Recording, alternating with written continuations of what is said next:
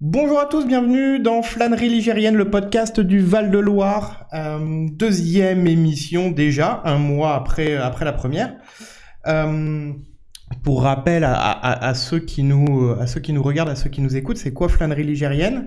C'est un podcast en toute détente qui va parler de l'actualité du Val-de-Loire. Donc c'est un podcast que vous pouvez écouter en travaillant, et même si à un moment donné vous flânez pendant 2 minutes et que vous retirez votre attention, c'est pas grave en fait, vous pouvez rattraper les sujets. Moi je suis très heureux de vous retrouver pour cette deuxième émission. J'espère que la première vous a plu. Regardez, on a changé un peu le décor par rapport à la première, et normalement, je dis bien normalement, on va toucher du bois et de la peau de singe, mais le son sera meilleur aussi, donc on essaie de s'améliorer d'émission en émission. Au sommaire de ce podcast, 3 nouveaux sujets sur le Val-de-Loire qu'on va présenter juste après, mais tout d'abord je vais accueillir mes 2 invités, Léa, bonjour Léa, Bonjour, et Anaïs. Qui veut se présenter en premier ? Allez, je me lance. Ça rend service. Ouais. Donc, du coup, comme tu l'as dit, moi je suis Léa Haro, je suis originaire du 41, donc centre Val-de-Loire. La victoire. Mais j'habite à Tours depuis plus de 15 ans maintenant. J'y suis arrivée pour un stage après mon DUT. Et j'y suis restée. J'y ai rencontré mon mari, j'ai eu 2 enfants qui ont aujourd'hui 6 et 11 ans. J'ai été salariée pendant plus de 15 ans aussi, et je suis à mon compte depuis 3 ans. J'ai créé une boîte qui s'appelle Présent Essence. L'objectif, c'est de redonner du sens, que ce soit aux cadeaux d'affaires, aux objets médias, mais il y a même un projet un peu plus loin d'accompagner toutes les boîtes sur leurs achats durables. Super. Donc voilà. Sujet ô combien important, et parfois on ne sait pas trop par quel bout s'y Exactement, prendre. ça va être le but. Exactement, donc top, très bien. Anaïs. Anaïs qui rigole, Anaïs qui avait beaucoup de trac avant de lancer le podcast, donc maintenant c'est bon, elle est dans le grand bain. Donc à toi Anaïs, dis-nous qui tu es. Let's go. Du coup, Anaïs Navas-Blasco.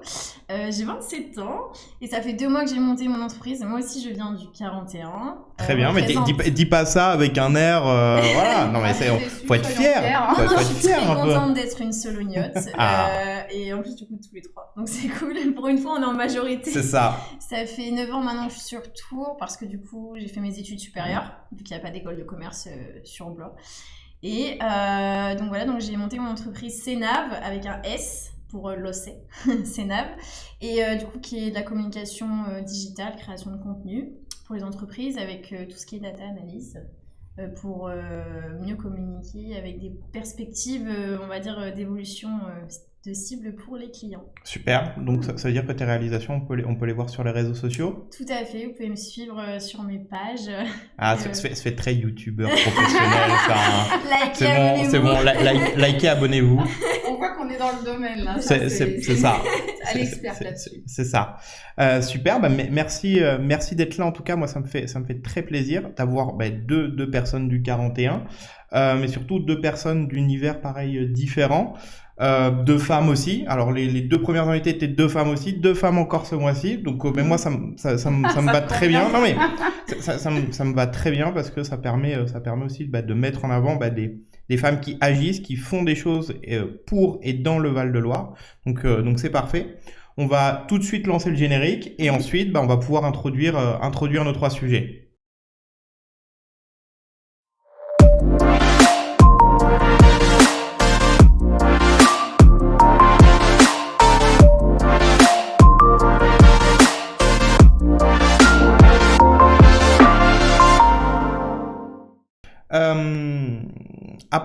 Après ce générique, du coup, c'est quoi le sommaire de l'émission ? Ce mois-ci, moi, j'avais envie de revenir en fait sur 3 sujets, 2 d'actualité et un petit peu plus global.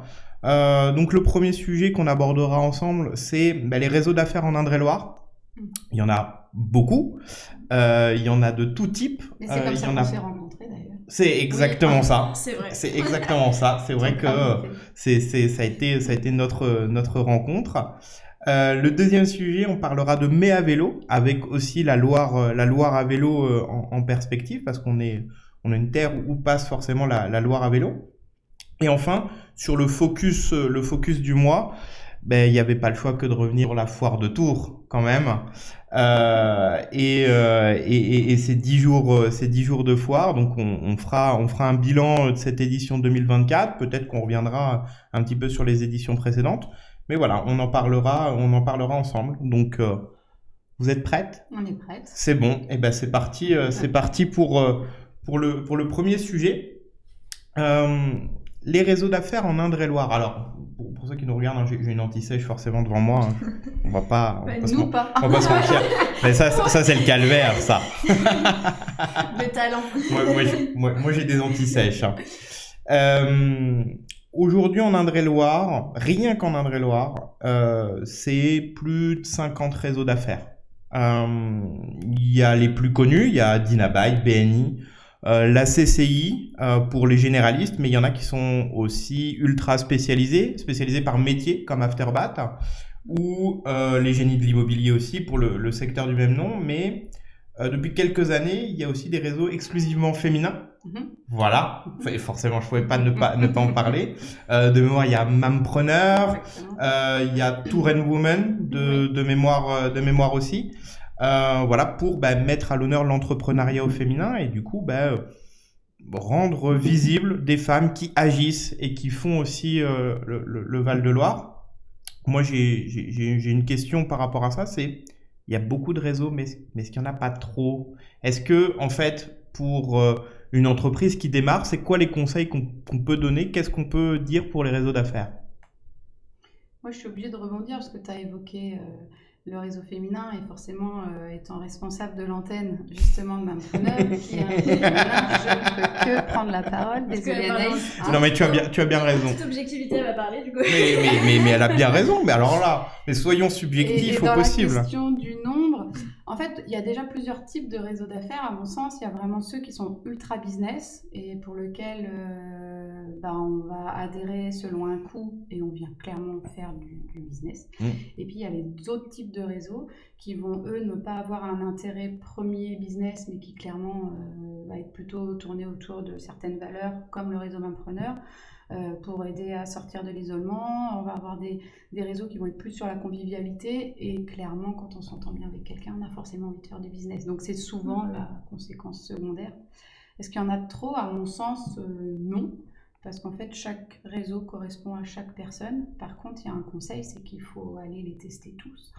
Alors tous peut-être pas, mais en tout cas savoir identifier et les tester. Qu'est-ce qui est bon pour son entreprise? Exactement. Et son activité, alors qu'on soit salarié, parce que y a aussi des salariés dans les réseaux d'affaires, mais qu'est-ce qu'on a envie de trouver dans un réseau d'affaires? Qu'est-ce que le réseau d'affaires peut nous apporter? Et c'est vrai que si c'est un réseau pro-business, il n'y a pas de problème. La messe est dite dès le début et il n'y a aucune difficulté. Mais c'est sûr que si on va dans un réseau, on va dire, pour sortir de l'isolement, alors que c'est un réseau pro-business, c'est sûr qu'il y a tout de suite un décalage. C'est comme tout, si les attentes sont bien définies, on ne va pas aller payer 2000 € d'adhésion si c'est juste pour venir prendre un café. Oui, il faut que c'est clair. Et c'est pour ça qu'il n'y a pas de tabou, quoi. À partir du moment où on connaît ses besoins, on identifie le bon réseau.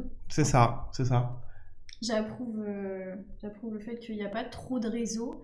Je suis une pro des réseaux pro, j'adore ça. Depuis que j'ai fait de l'alternance, on m'a ouvert les portes du réseau pro. Et alors, ce qui m'a fait tant que c'est pas trop tôt non plus, hein, on est d'accord. Non, mais c'est grâce à ça que j'ai trouvé une entreprise pendant mon alternance grâce au réseau pro. C'est grâce à ça aussi que je me suis lancée. Et je trouve que c'est comme un peu pour plein de métiers où il va y avoir beaucoup de représentants de métiers. C'est du coup ce que disait Léa, en fait c'est vraiment en fonction des personnes où on va se dire je me sens bien. J'ai fait beaucoup de réseaux pro, pour vous dire, j'en ai fait au moins 90 il y a 2 ans de réunions, un peu de toutes les réunions, hein, BNI, Dinabuy, Aura, j'ai même fait les soirées IAD, tous les after-work en matinale, en déj. J'adore ça, le réseau, j'adore parler, j'adore échanger, et en effet, il y en a pour tout le monde, à partir du moment où on sait justement où est-ce qu'on veut, et ce qu'on attend. J'ai beaucoup apprécié ces derniers temps aller à la CCI, alors qu'avant j'osais pas parce que je trouvais qu'il y avait énormément de monde, et en fait très agréable d'aller échanger avec des nouvelles personnes aussi. Et ce qui est intéressant à savoir, c'est que les réseaux sont représentés au final dans aussi toutes les villes, donc ça permet de pouvoir développer vraiment à l'infini, j'ai l'impression. Mais c'est le but, c'est l'effet boule de neige. Pour avoir été président de groupe BNI, je sais que c'est comme ça aussi qu'il communique, c'est-à-dire qu'il y a certes son groupe, et c'est là où on va faire son premier business, son groupe. Oui, bien sûr. Mais l'idée c'est le réseau. d'étendre. L'idée c'est d'étendre derrière. Et tu vois, ce que tu disais sur la CCI, ben moi je l'ai vécu avec Dinabai, où j'ai eu une expérience mitigée en fait il y a quelques années pour ma toute première chez Dinabai, et depuis j'y avais pas remis un pied. Et grâce à toi, en fait, et grâce à Julien Foucreau, s'il nous regarde, s'il nous écoute, hein, on lui transmet nos amitiés. Et ben j'ai remis un pied, enfin un orteil, puis un pied. Et en fait, je m'aperçois que forcément, un réseau, quel qu'il soit, il y a certes le concept, il y a certes la promesse, mais il y a les gens qui composent le réseau.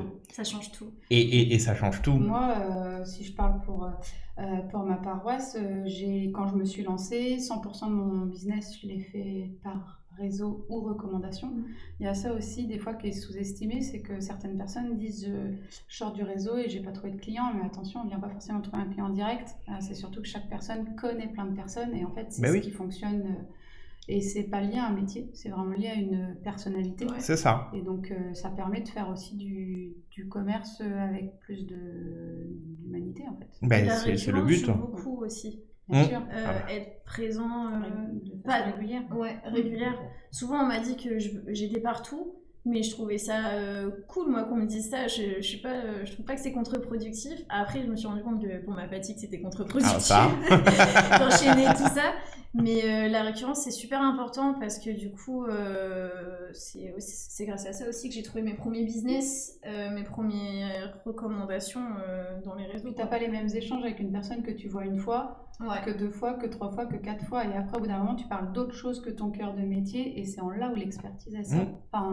Moi, c'est comme ça que j'ai appris, en fait. Donc, la semaine dernière, j'étais à une réunion d'Inabai qui était délocalisé à la Forêt des Arts, donc endroit magnifique. Et je m'aperçois en fait qu'il y a un adhérent, donc qui est de Monet. Moi, en parallèle de mes activités, je suis président du club de tennis à Monet. Il s'avère que sa femme a appelé pour que son fils vienne faire un cours d'essai. Et en fait, voilà, c'est juste... trop drôle quand tu fais la boucle. Exactement, le hasard, ou pareil, avec toi Léa, quand on s'est recroisés dans un réseau d'affaires il y a quelques mois, quelques années déjà, et ben en fait, tu viens de Blois? Oui, je viens de Blois. Ah mais attends, mais c'est quoi ton nom déjà? C'est ça. Et en fait, bon, il s'avère, c'est-à-dire que Léa a effectué une partie de sa scolarité en fait avec mon frère. Donc bon, c'est ce genre de hasard qui fait que en fait, Léa est présente aujourd'hui autour de la table. Tu dis merci à Julien. Si je dis merci à Julien quand je l'ai au téléphone, c'est ça. Et du coup, voilà, c'est ce hasard-là. Donc, les réseaux d'affaires permettent ça aussi. Donc, ça permet de sortir de l'isolement, ça permet de générer du business. Donc, voilà, beaucoup d'humanité. Maintenant, ça a forcément un coût. Ouais. Un coût qui est pas négligeable. Et de la même manière, quand on est chef d'entreprise ou salarié, se dire qu'on va récupérer sa mise en 2 mois, il y en a qui le font, et c'est super, tant mieux pour eux, pas de souci, mais c'est vrai que c'est plus rare, parce que c'est ce que disait Anaïs, la récurrence, la régularité, et c'est là où en fait on va commencer à faire un effet boule de neige, et en effet, quand on fait une boule de neige, c'est d'avoir une petite boule, et puis après... de monter. Exactement. Donc, il faut que ça fasse partie de sa stratégie commerciale. Certaines personnes ne sont pas prêtes à dépenser et vont rester sur des réseaux qui sont eux moins coûteux, mais parce qu'ils ne viennent pas chercher du business direct, etc. C'est la même façon que acheter un emplacement sur un salon. C'est ça. En fait, ça fait partie d'une stratégie de marketing, communication et commerciale au plus global. Moi, j'ai une dernière question pour vous sur ce sujet. Alors, j'ai pas forcément la réponse, mais quand je vois moi la multiplicité des réseaux d'affaires, notamment, alors on a parlé des plus gros et des plus connus, mais il y a ceux des clubs de foot aussi. Ouais. Enfin, club de foot, club de sport, de manière plus globale, voilà. Club de rugby. Je suis partenaire d'ailleurs. en fait, je me dis, est-ce que les entreprises ou les personnes qui gèrent ces réseaux d'affaires derrière arrivent vraiment à s'y retrouver financièrement parce que elles dépensent aussi beaucoup d'énergie. J'arrive pas à déceler le réel modèle économique dans le sens où quand je vois BNI, qui est celui que je connais le plus aujourd'hui, qui est un réseau, on peut le dire, très premium au niveau du prix. Voilà, on se situe dans le haut du panier et je sais que ça a augmenté plusieurs fois ces dernières années et ça va réaugmenter encore. Et pas de souci, ça fait partie de leur stratégie. Je suis pas là pour critiquer leur stratégie. Je m'interroge sur le modèle de rentabilité derrière des réseaux d'affaires. Je sais pas. Enfin, toi qui es chez Mampreneur, vous n'êtes pas là pour faire de l'argent Alors du non, coup. pas du tout, parce qu'on Voilà. est une association et on est sur une adhésion annuelle de 95 €. Donc Ah autant oui. te dire que Je vais adhérer. si on parle de Tour & Women, on est sur une adhésion Mm. annuelle de 25 €. Ouais. C'est pour ça que tout de suite j'ai bien recadré en disant tout dépend des attentes. Chez Mampreneur, quand je viens, je ne sors pas ma carte de visite et je viens pas décocher du business. C'est D'accord. ça. Je viens chercher d'autres choses. Par contre, je viens me faire un réseau proche. Je viens me confier ou quoi que ce soit. Donc là-dessus, on est sur un modèle associatif. Moi, je suis bénévole du responsable d'antenne. Ça n'a rien à voir. Par contre, à côté de ça, je suis en effet adhérente. J'ai été adhérente de Dinabaye, mais je ne le suis plus. Je suis partenaire du rugby, tu vois, donc avec Ouais. d'autres montants. Le modèle éco, à mon sens, je pense qu'il fonctionne sur, en tout cas, les vrais réseaux business. Parce que si on parle de BNI, alors moi je les connais moins, mais j'imagine derrière qu'il y a aussi il y a une masse salariale de toute façon qui fait tourner. oui. Donc c'est en ça où le business, l'adhésion est plus importante que d'autres modèles. BNI est organisé en Et franchise toi, en si fait. on parle du basket, TMB, c'est pareil, derrière ils ont une masse salariale qui fait tourner. Donc oui, je pense que de toute façon ça fonctionne. Il y a beaucoup de partenariats qui marchent aussi en mécénat. Et je reviens sur ce que tu disais sur Mampreneur. Moi, je suis adhérent de Digital Loire-Vallée, Voilà. alors qui est pas un réseau business, même s'ils font des afterwork, Non. mais c'est vraiment une communauté en fait Ça, c'est où, plus une communauté. pareil, si j'ai des questions, si j'ai des problématiques, si j'ai des recherches, je vais pouvoir avoir en fait un certain nombre de professionnels face à moi qui vont pouvoir m'aider et m'accompagner dans mes C'est problématiques. dans cette communauté-là que tu peux être amené à trouver quelqu'un qui a un besoin ou qui connaît quelqu'un qui a un besoin. C'est ça. Donc ça met plus de temps, c'est moins agressif entre guillemets comme démarche que les réseaux purement commerciaux. Mais c'est pour ça qu'à mon sens, il faut faire le bon équilibre. Eh ben, parfait. C'est le bon mot de la fin, je crois. Super. On va pouvoir passer au deuxième sujet maintenant. Alors, complètement différent. On va vraiment changer de braquet. Les réseaux d'affaires, c'est très bien. Mais maintenant, on va partir sur des sujets alors à la fois sérieux, mais il y a beaucoup de détente aussi. Alors, dans les réseaux d'affaires aussi, on peut trouver beaucoup de détente. On va parler de Mai à vélo. Mai à vélo, c'est quoi pour ceux qui nous écoutent et qui nous regardent? Aujourd'hui, en 2024, c'est la 3e édition. Mai à vélo, c'est un collectif qui s'est monté juste après le Covid, en fait, en 2021, pour la première édition. L'idée et l'objectif du collectif, c'est de promouvoir la cyclomobilité. Je l'ai cherché le mot hier, c'est pour ça. Et en plus, t'as même pas buté dessus, quoi. Non, c'est bon, la cyclomobilité. Le collectif est né à Paris et voilà, l'idée c'est de créer un événement national de promotion voilà, du vélo. En pratique, c'est tout à chacun, entreprises, particuliers, associations, sont appelés à se mobiliser au mois de mai pour organiser des manifestations autour du vélo. Ça peut être de la manifestation sportive, mais ça peut être juste une balade en bord de Loire, et on peut enlever le juste, c'est une balade en bord de Loire. Ça peut être la découverte d'une activité, ça peut être la réparation. Voilà, vraiment des sujets, tout ce qui tourne autour du vélo. Si on regarde les chiffres, parce que c'est toujours intéressant voilà, de regarder ça par le prisme des chiffres. Cette année, c'est plus de 2500 événements au niveau national. Et si on regarde en Indre-et-Loire, en Centre-Val de Loire, pardon, c'est une centaine d'événements qui sont référencés. Moi, je sais que je suis également intervenant en fait pour l'école Tunon, l'école internationale Tunon, et je sais qu'ils ont organisé 2 événements Loire à vélo. C'était des balades en fait le long de la Loire, d'un point A à un point B, et le point B en fait s'arrêtait à un office de tourisme où il y avait une conférence ou en tout cas une intervention d'un professionnel sur les mobilités douces. Léa, je sais que c'est un sujet qui te tient à cœur. Il y en a un à La Riche d'ailleurs, la ville de La Riche ce week-end en organise un sur toute la journée.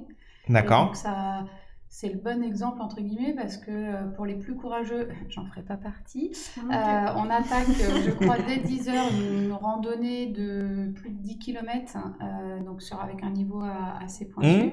Mais au même moment, on peut faire juste une petite boucle dans le centre-ville, justement, avec les enfants à partir de 8 ans. Et toute l'après-midi, il y a des stands qui vont être mis en avant à la fois sur les livreurs à vélo. Alors en effet, moi dans mon activité, je travaille au maximum sur de la mobilité douce, donc je fais livrer avec un partenaire, Oui, j'en profite de le citer, Adrien de Avélo 37. Eh ben, Avélo 37, voilà moi que je suis sur LinkedIn, et c'est vrai que je vois... Donc je fais livrer tous mes clients autour de Tours, et même maintenant il va loin, il fait jouer Saint-Alertin, Chambray, Saint-Pierre-des-Corps, tout part à vélo.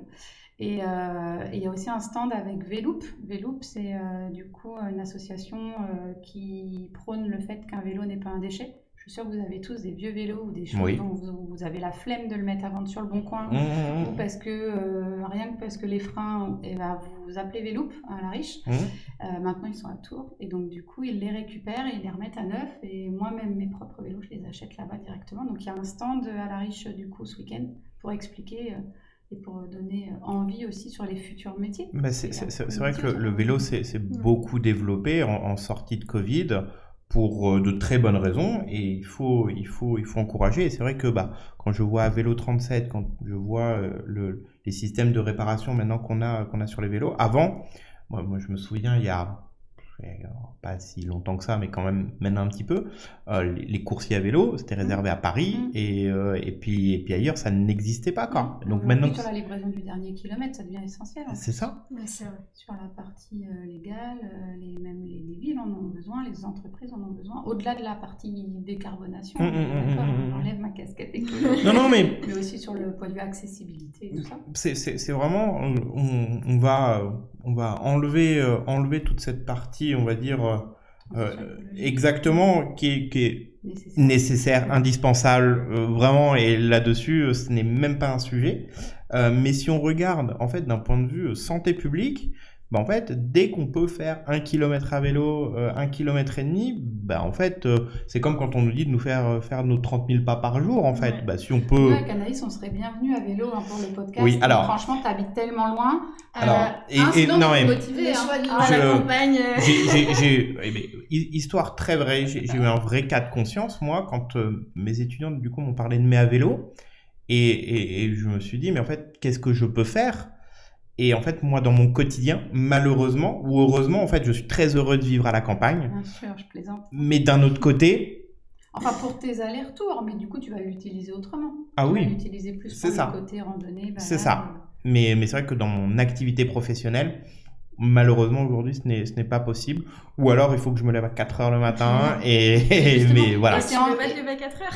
Et c'est en ça que l'opération Mais à vélo, elle est bien. Parce que du coup, l'objectif, c'est d'enlever toute cette contrainte et cette culpabilisation que certains peuvent avoir. On habite éloigné, on ne prend pas le vélo.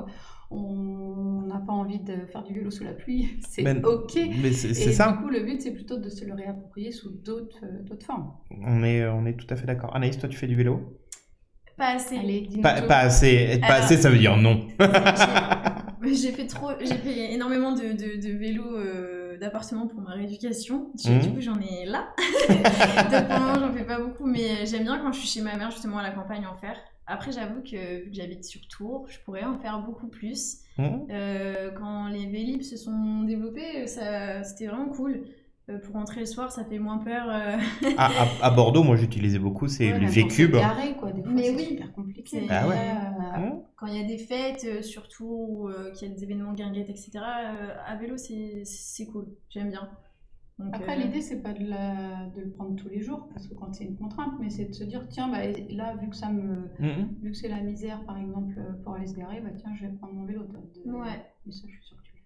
Oui, mais j'aime bien aussi avec des amis prévoir quand il fait beau, se promener vers les prébendes, etc. À vélo, justement. Mais il faut, de toute Mais façon, j'avoue, je c'est... préfère quand il y a du soleil. Bah oui, ça. Après, voilà, on reparle de la sécurité à vélo, il y a encore pas mal de choses à faire. Refaire un petit point aussi sur Bah, les règles du code de la route. La ville de Tours est en pleine transformation Voilà, à ce sujet. Beaucoup d'éducation. Voilà. J'ai encore vu des choses qui sont... Ils passent le feu rouge, hein. Les feux rouges ne concernent pas les vélos, on est bien d'accord. Voilà. Donc Voilà, c'est un vrai sujet. Et quand je vois, moi, pareil, sur les routes de campagne, je vois des choses qui se passent par les automobilistes. Ah oui. Il nous est passé devant sans mettre son bras, rien, on a failli se le prendre. Mais bon, voilà. Donc du coup, mais c'est aussi en ça où Mais à vélo sert à ça. Bien sûr. La sensibilisation surtout. C'est parce qu'elle était là que je vais pas rentrer dedans. Moi, je le voyais bien qu'il allait pas être le C'est ça. cycliste. Et ça, c'est une question d'habitude.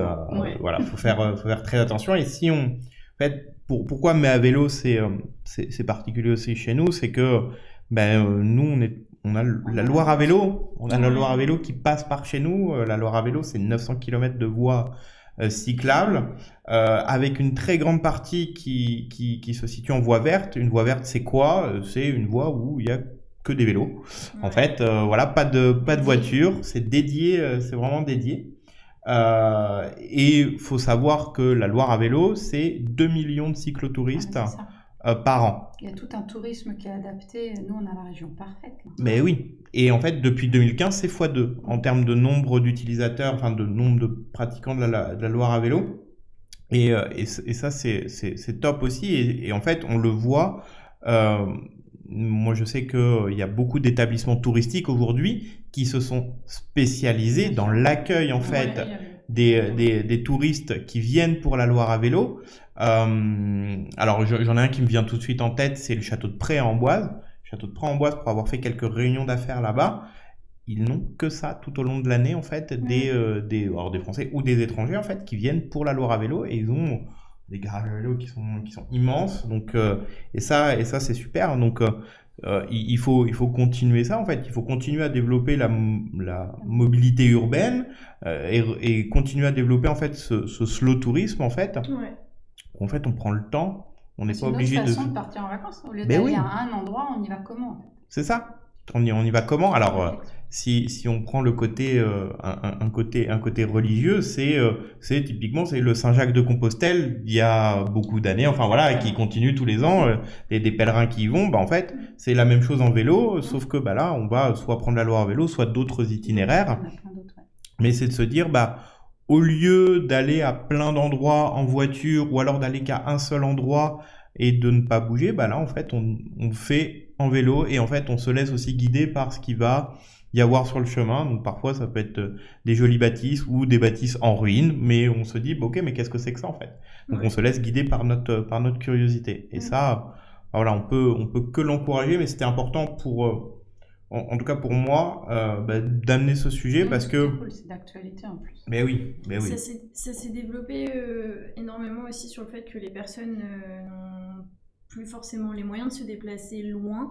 Et en fait, on se rend compte qu'il y a de belles choses proches là où on habite. En plus, en Amboise, comme tu disais, c'est clairement, je trouve, le milieu entre Blois, où il y a tous les châteaux, etc. Parce que bon, on représente. Il faut. Bien moi, j'ai grandi à 5 km de Chambord. Je le redis, je vais le redire à chaque podcast pour ceux qui nous écoutent. Voilà, moi la Sologne. On nous dit, je sais pas, il y a quoi à Blois? Mais il y a les châteaux. Et on commence à dire tous les châteaux. Ah oui, c'est par là-bas. Bah oui. Mais du coup, ça, les gens le redécouvrent et encore plus à vélo, où en fait, ils font justement. Ce slow tourisme, comme tu disais, avec aussi du camping. Du coup, c'est beaucoup plus. C'est moins onéreux, mais c'est plus valorisé en termes d'expérience et valorisant. Oui, c'est plus simple et sans que le mot simple, en fait, n'ait une connotation péjorative. Non, c'est simple parce que, voilà, on prend une grande respiration, on se dit, ok, ça va tellement à 100 000 à l'heure, en fait, tous les jours, que avoir un moment où on se dit, tranquille. Et puis si on a envie de faire 20 km, on fait que 20 km, et puis si on a envie d'en faire 50, on en fait 50, et si on n'a pas envie d'en faire, on n'en fait pas, mais au moins, voilà, on n'est pas contraint en fait. Ouais, clairement. Parfait. Merci pour ce beau sujet.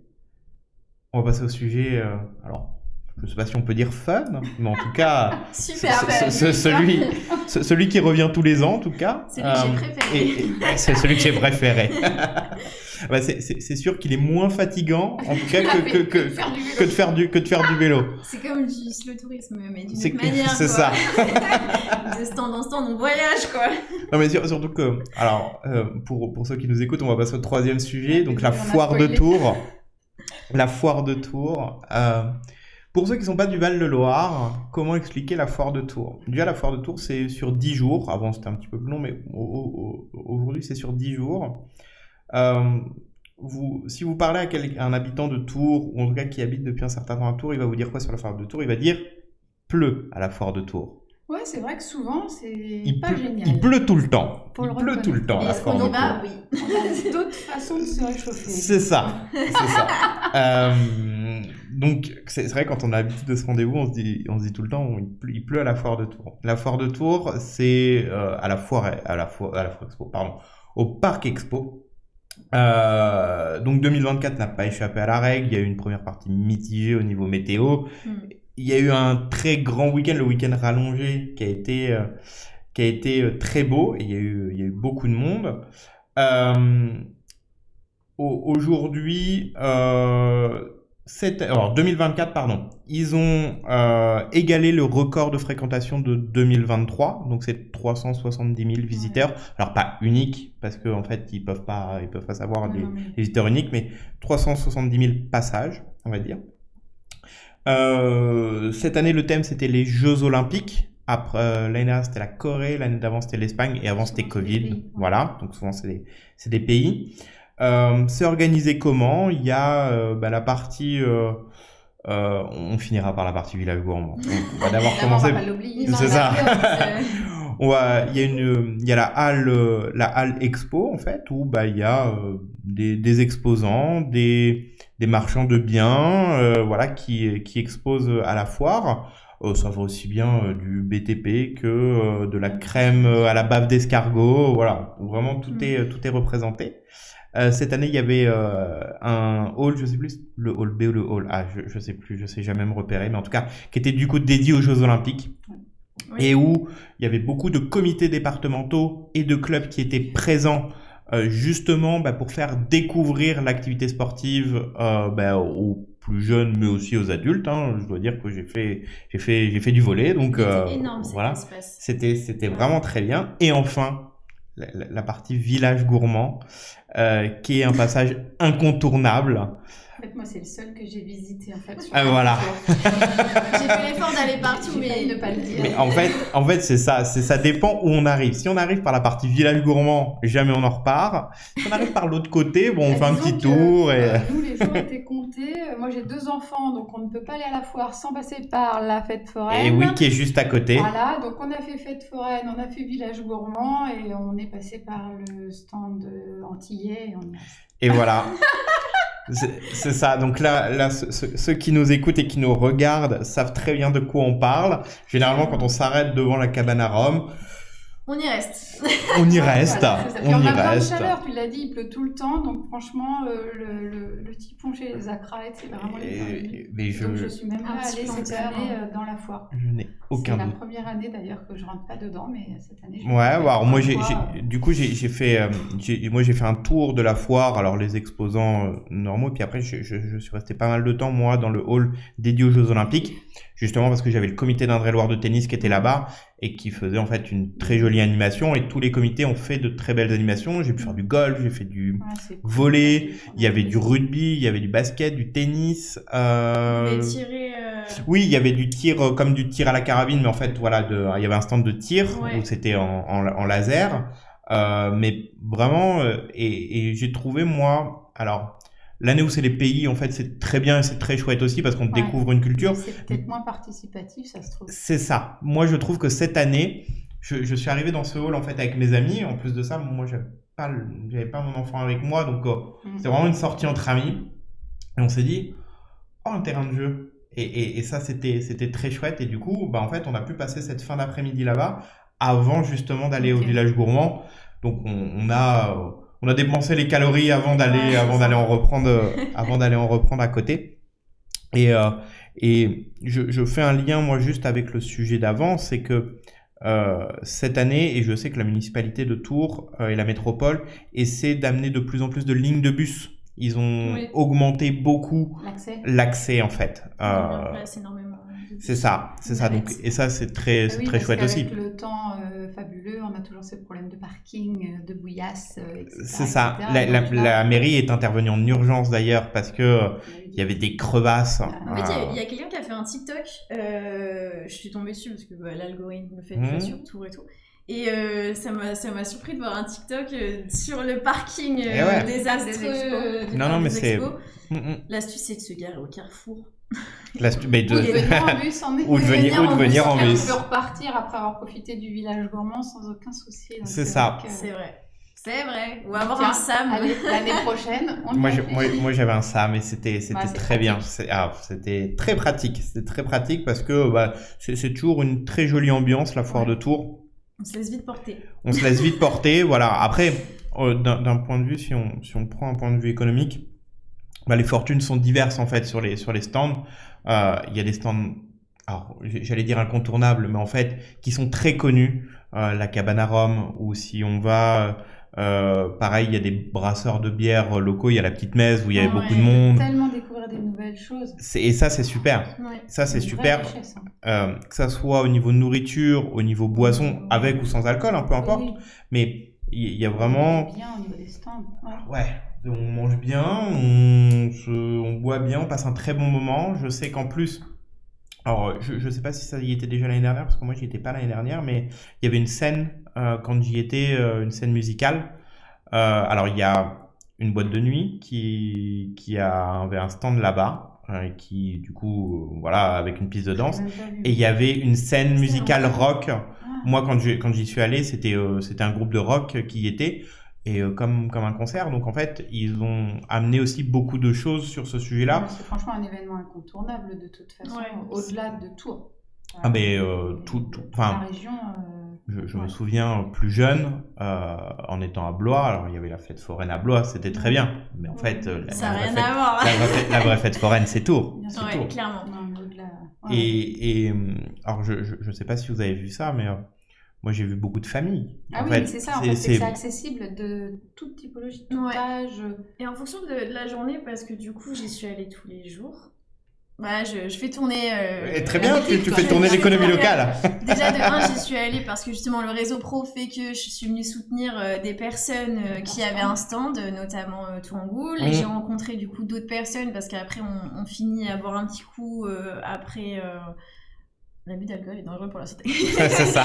Mais du coup, on finit sur le village et en fait, on discute avec d'autres exposants grâce justement à ceux qu'on connaît qui sont sur place.